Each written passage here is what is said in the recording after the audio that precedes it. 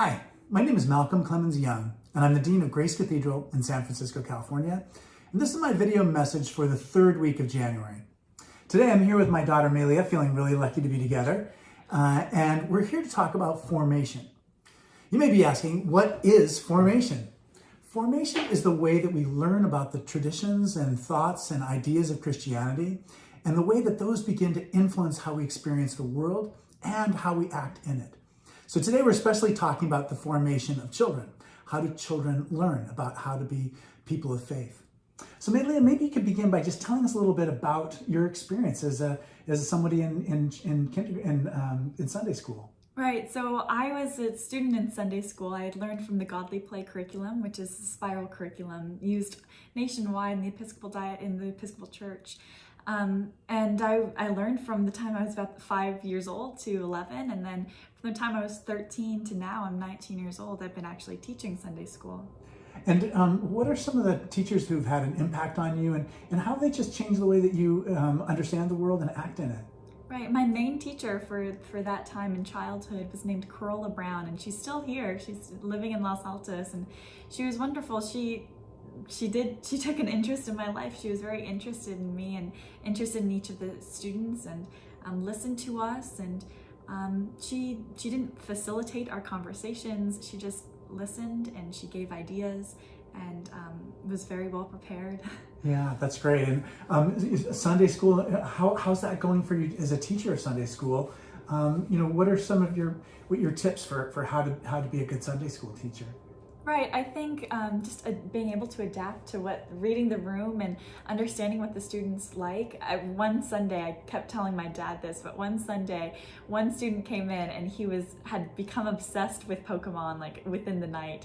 And then all of a sudden everyone loved Pokemon, and so I implemented that like within the lesson plan. We were learning about St. Augustine that lesson.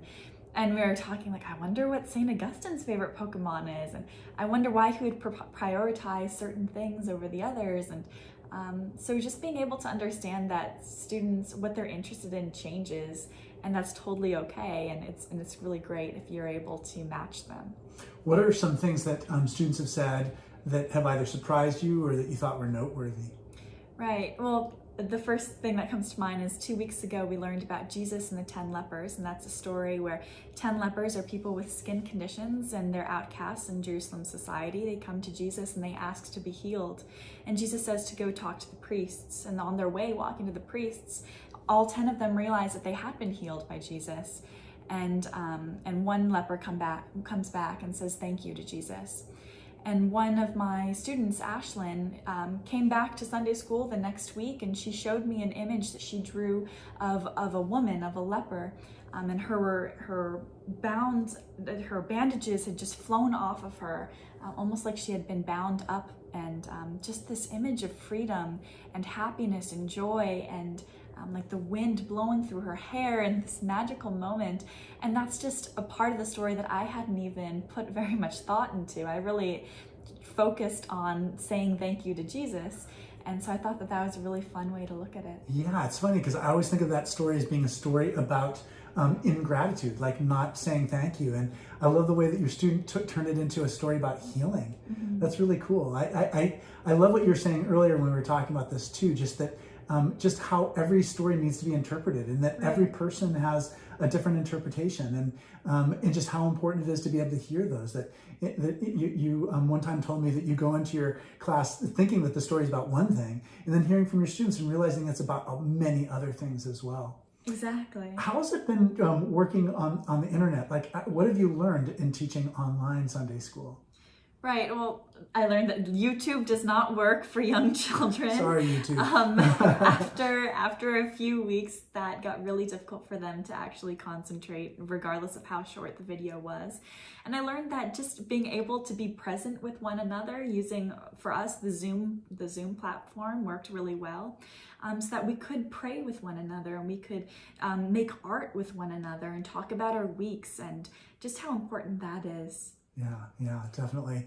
I was telling my daughter just how important those older people were in my life, that they took an interest in me. And I know that the things that I do and the way that I am and how I act it was really shaped by those adults that cared about me when I was a kid. And so even when faith is a difficult thing, it's just, I feel grateful for those people who really got me launched in understanding it. Do you have any last words about just like the importance of formation, or anything that you know about formation that you might want to share? The last thing that I did not talk about is that just how important praying is with young people.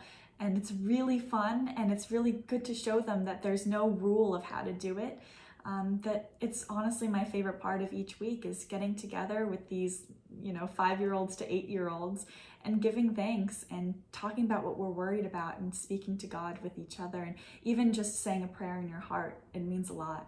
Yeah, I mean, even from a particular, there's nowhere to better understand what it is that you really want than prayer. It really helps us to understand ourselves. Yeah. Well, I'm so grateful for you. Melia's going back to college, and she'll be with her students in person again very soon. Yeah. Thanks so much for being on our show today, Melia, and thank you so much for watching. We're really glad to have you here, and we look forward to when we can all gather together again.